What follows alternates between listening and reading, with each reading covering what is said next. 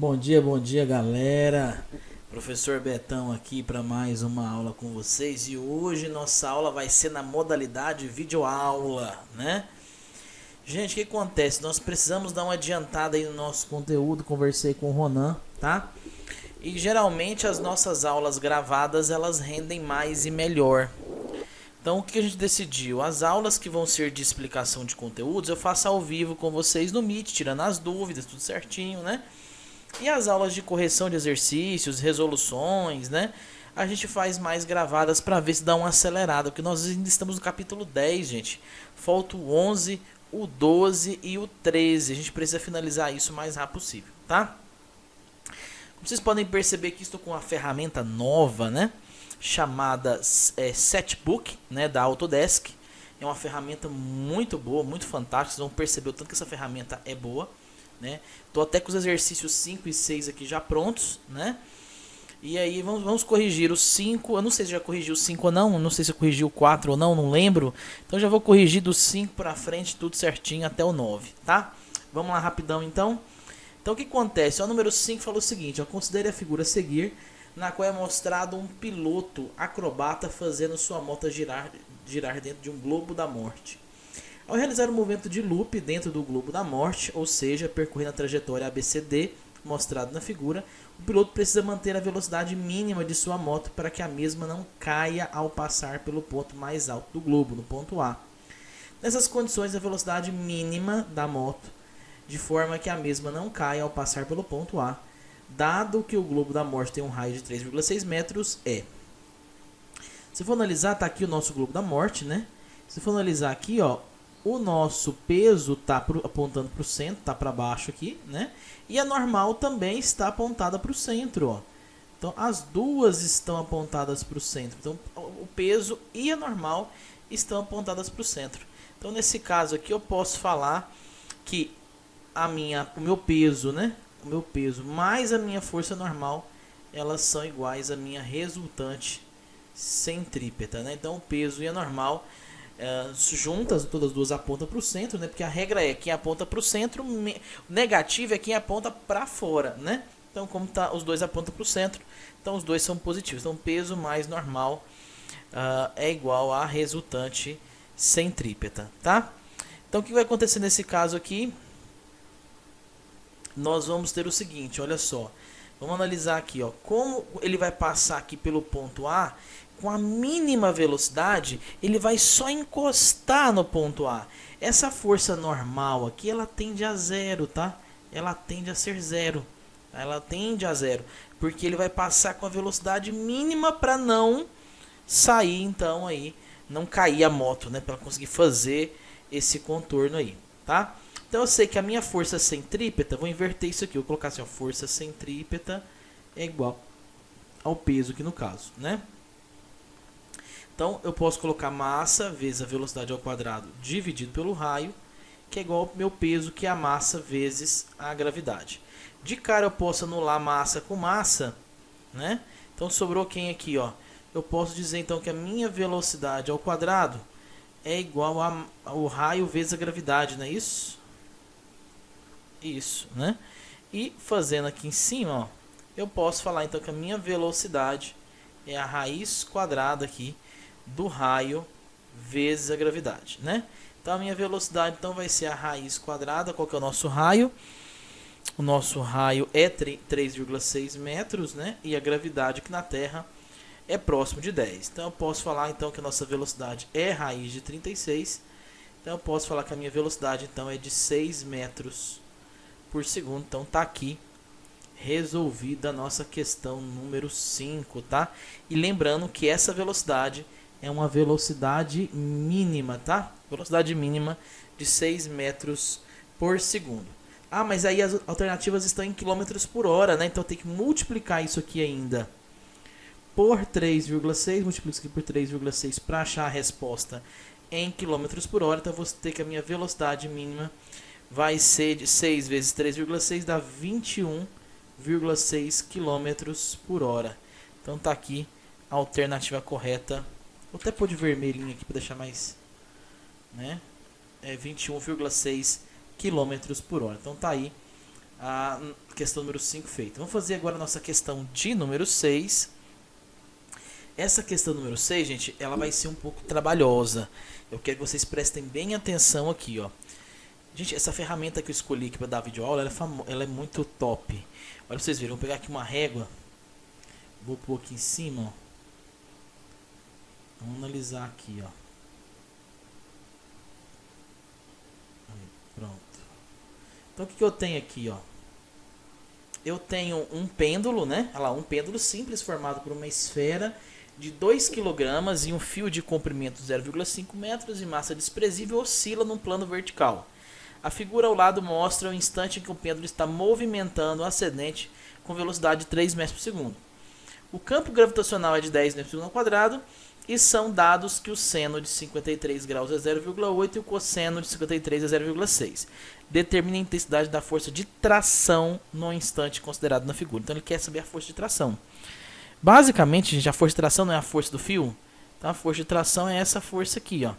A força de tração é que puxa para o centro lá, né? Para o pontinho O. É a força que o fio faz. Então se a minha bolinha está presa nesse fio aqui, minha força de tração é aqui em cima do fio, né? Consequentemente também eu vou ter aqui um peso aqui, ó. Eu vou ter um peso aqui. Agora eu falo para vocês que peso que é esse, ó. Então um pouquinho primeiro a minha força de tração, né? Um pouquinho a minha força de tração aqui, certo? Para ficar igual ao gabarito, eu vou falar que esse aqui é o nosso peso N, né? Peso N, tá aqui, beleza. Por quê? O que acontece? Na verdade, o peso puxa para baixo, não é? Olha só, vamos pegar aqui um ângulo de 90 graus. Aqui. Na verdade, o nosso peso, ele acaba puxando para baixo aqui, não é? O peso, ele puxa para baixo. Tá aqui a nossa força peso, né? Só que o que acontece? Essa força peso, ela pode ser decomposta em PN, que no caso, e PT. Vou ficar igualzinho o gabarito, né? Eu gosto de chamar de PX e PY, mas o gabarito tá PT e PN, então... Ó, aqui tem uma outra força aqui, ela foi decomposta, né? Tá aqui, PT, né? Esse peso, então, ele pode ser decomposto. Esse peso P, ele pode ser decomposto aqui, então, em... PT e PN. Então vamos analisar então, gente. Quem que é o nosso PN? Se você for analisar aqui, tem uma linha reta aqui, não tem? Então, e aqui tem 53 graus. Então vou até colocar de azul aqui, ó. Aqui também, ó, é 53 graus, ó. Então, aqui também é 53 graus, tá? Só porque essa reta aqui é semelhante a essa aqui e essa reta aqui a essa aqui. Então isso aqui tem 53 graus, aqui também tem 53 graus, tá? Então eu posso afirmar então que o nosso PN, que é a decomposição vetorial de P, o PN, gente, presta bem atenção nisso, esse peso N aqui, né? O que acontece aqui? Olha só, ele está colado ao ângulo de 53 graus, né? Então colado cosseno, então é cosseno de 53 graus, tá? E esse PT aqui, ele está separado, então separado seno, né? Então eu posso falar que é peso vezes seno de 53 graus. Beleza? Bom, mas vamos analisar aqui então. Se isso aqui forma um círculo, né? Se ele faz esse movimento circular aqui, quem aponta para o centro menos quem aponta para fora é igual a minha resultante centrípeta, né? Quem aponta para o centro aqui, obviamente, é a minha tração, né? Quem aponta para fora aqui, obviamente, é o meu PN, né? Então eu posso dizer o seguinte, ó, aquela regrinha é válida para o pêndulo também. Quem aponta para o centro, quem que aponta para o centro? A tração. Menos quem aponta para fora, quem aponta para fora, meu PN. É igual a minha força resultante, né? Ou minha resultante centrípeta, né? Olha a minha força centrípeta, né? Ou a minha resultante centrípeta, né? Então o peso menos PN, desculpe, tração menos PN é igual a força centrípeta. Se eu quero descobrir a tração, eu posso passar esse PN para lá somando. Então vai ficar assim, ó, tração é igual a força centrípeta mais o meu PN aqui, né? Então beleza, agora eu vou substituir os dados, ó. A minha tração é a minha força centrípeta, que é massa, vezes a velocidade ao quadrado dividido pelo raio, mais o meu PN, né? Quem que é o nosso PN? Nosso PN é o peso vezes cosseno de 53. Então, peso vezes cosseno de 53 graus, né? Substituindo tudo aqui, vou até apagar esse... Pegar uma borracha aqui, vou até apagar esse PT aqui, porque ele não me interessa por enquanto, né? Eu acho que ele não vai me interessar nesse exercício em nada, porque já estou descobrindo a tração aqui já, né? Então, vou passar aqui para cima, ó. Vou dizer o seguinte, então. Vou dizer que a minha tração vai ser igual. Vamos substituir os dados aqui, ó. A minha massa, ele forneceu a massa lá, não forneceu? É de 2 kg, né? Então, 2 vezes a minha velocidade, que é de 3 ao quadrado, dividido pelo raio, que é de 0,5, mais a minha massa vezes a gravidade, que é o meu peso, né? A minha massa vezes a gravidade é 2 vezes 10 vezes o cosseno de 53. O cosseno de 53 é 0,6, né? Então, 0,6. Então, resolvendo isso aqui, eu tenho... vamos ver aqui, então. Deixa eu pegar aqui minha... Aqui, beleza. Vai ficar, então, 3 ao quadrado, 9. 9 vezes 2 dá 18. Agora sim, 18 dividido por 0,5 dá o dobro, né? Dá 36. Então aqui dá 36 mais 2 vezes 10 dá 20. 20 vezes 0,6, vamos pegar aqui 20 vezes 0,6, eu tenho então 12, né? Então 12 aqui mais 12.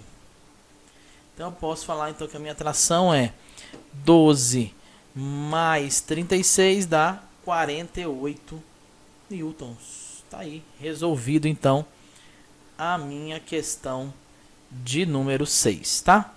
Vou apagar aqui a nossa lousa e eu já volto aqui então para fazer a questão 7 e 8, rapidão. Bom, voltando aqui com as questões 7 e 8, né? Questão 7 também e a questão 8 também são questões de pêndulo, né? Questão 7 fala o seguinte, ó, um pequeno objeto de massa M é pendurado por um fio ao teto e é largado do repouso na posição 1, como mostra a figura 1, onde também são indicadas outras 4 posições pelas quais o objeto passa em seu movimento oscilatório. Na figura 2 está indicada o conjunto de vetores em cada uma das posições.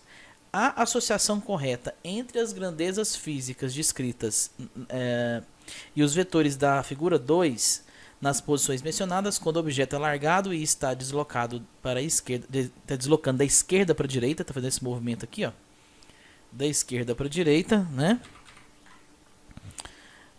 Em sua primeira oscilação é, letra A, na posição 5, o vetor F representa a força resultante sobre o corpo e a velocidade do corpo é nula. Aqui no vetor, na posição 5, tudo bem, realmente a velocidade é nula, porque ele parou para voltar.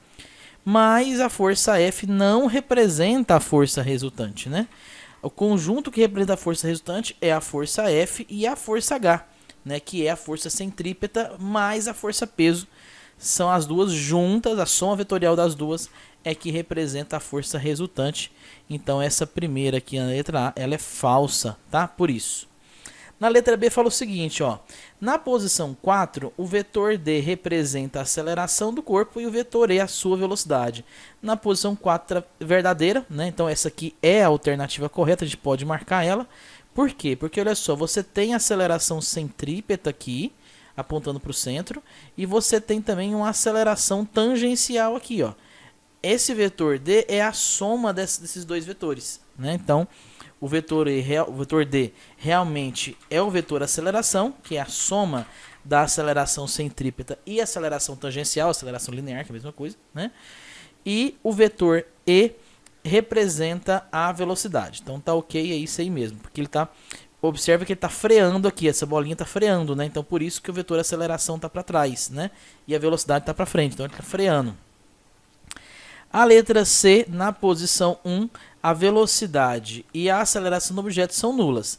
A velocidade sim é nula, porque ele está parado aqui na posição 1, mas existe aceleração para colocar a bolinha em movimento, senão a bolinha não iria entrar em movimento. Então a letra C é falsa. Na letra D fala o seguinte, na posição 2, o vetor B representa a velocidade e o vetor A representa a aceleração do objeto do instante em que ele passa pelo ponto. Vamos ver aqui no vetor 2. No vetor 2 você tem duas acelerações. Ó. Você tem a aceleração centrípeta e a aceleração tangencial também. Então esse vetor aceleração seria para cá, ó, né? Então, não representa o vetor aceleração. Então, a letra D é falsa. E a letra E fala que na posição 3, a aceleração do objeto é nula e sua velocidade é representada pelo vetor C. Então, a aceleração é nula na posição 3. Não, não é nula. Continua tendo aqui a minha aceleração, o quê? Aceleração centrípeta, apontando para o centro aqui, que não é descrevida na posição 3. Então, essa letra E também é falsa, tá? Vamos aqui, então, para a questão de número 8. O número 8 fala o seguinte, ó. Um pêndulo é constituído por uma esfera metálica de massa 2 kg e um barbante de comprimento 0,8 metros de massa desprezível. A esfera é posta a oscilar e quando passa pelo ponto inferior da trajetória, sua velocidade é de 4 metros por segundo. Considerando a gravidade 10 metros por segundo ao quadrado, qual é a tração nessa posição? Então, vamos desenhar isso aqui. Deixa eu pegar aqui as minhas ferramentas, né? Vou pegar aqui, vou desenhar a situação. Então, acho que o primeiro passo, gente, é a gente desenhar a situação, né? Vamos desenhar aqui, então, a situação. Aqui é o teto, né? Tá aqui o nosso teto. E agora nós vamos pegar e vamos desenhar essa situação aqui, né? Então, você tem aqui 90 graus. Aqui 90 graus, né? Então, tá aqui a nossa bolinha de pendurada aqui, né? Então, tá aqui a nossa bolinha. Aqui, beleza. E ela tá fazendo uma trajetória, circular, né? Então, vamos pegar aqui também um círculo. Tô fazendo uma trajetória aqui mais ou menos assim, quer ver? Desculpa aqui. Deixa eu ver aqui. Deixa eu diminuir o tamanho dela, né? Aqui. Ela tá fazendo uma trajetória mais ou menos assim.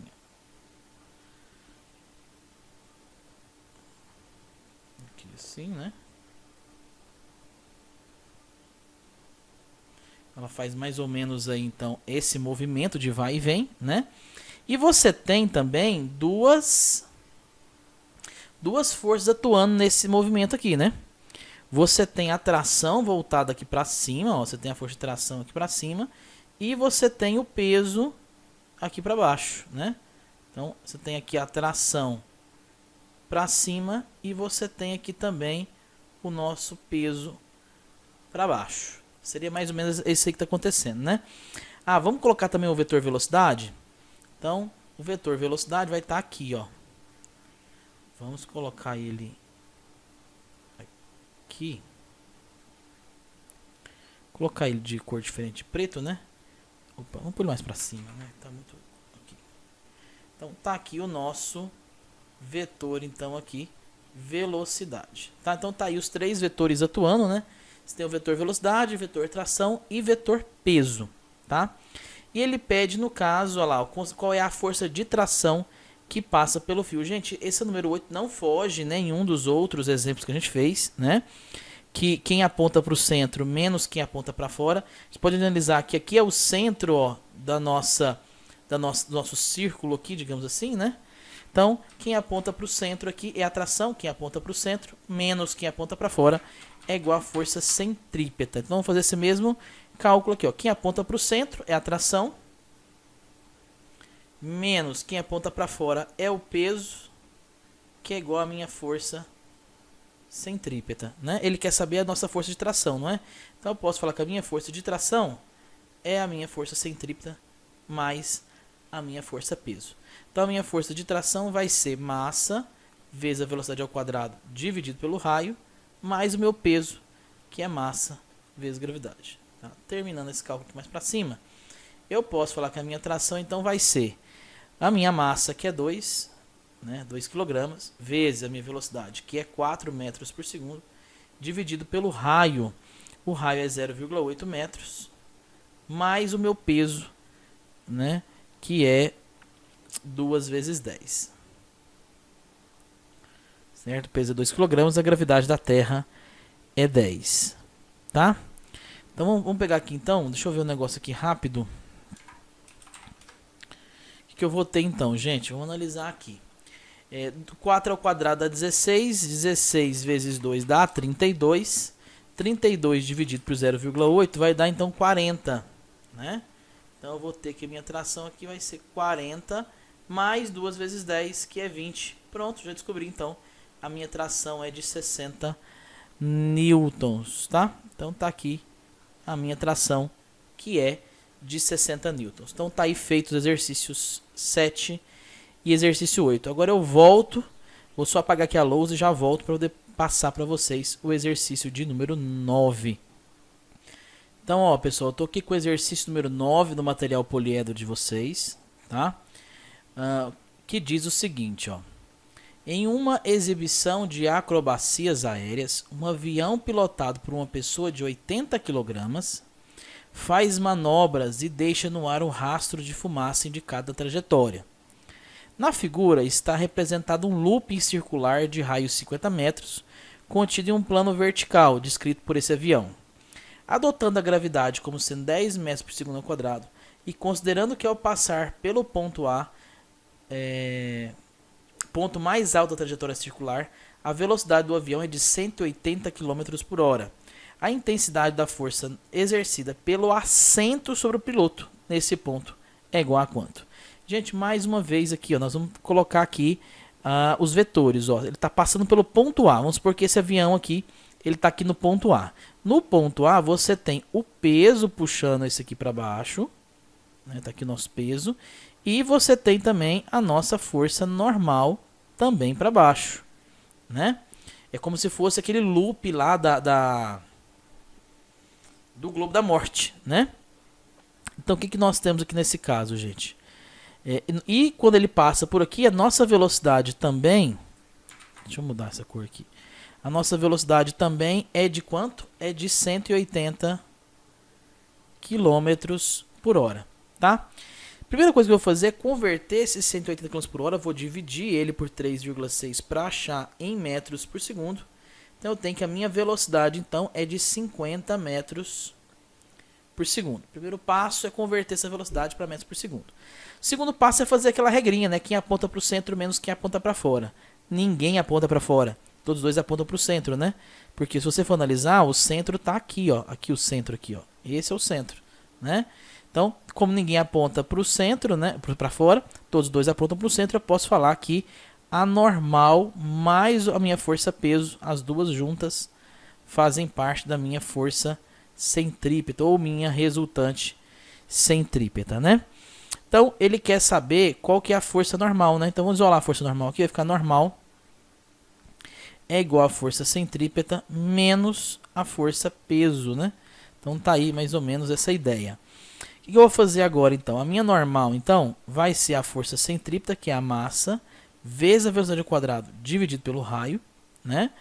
Menos a minha força peso, que é a massa vezes a gravidade. Jogando aqui para o lado, o que eu posso fazer, então? Minha normal, então, vai ser... A massa é de quantos quilogramas, né? É 80, né? 80. Vezes a velocidade, 50 ao quadrado. Tudo isso dividido pelo raio, que é de 50 metros, né? Então, 50 metros de raio. Menos a minha massa, que é 80, vezes a gravidade, que é 10.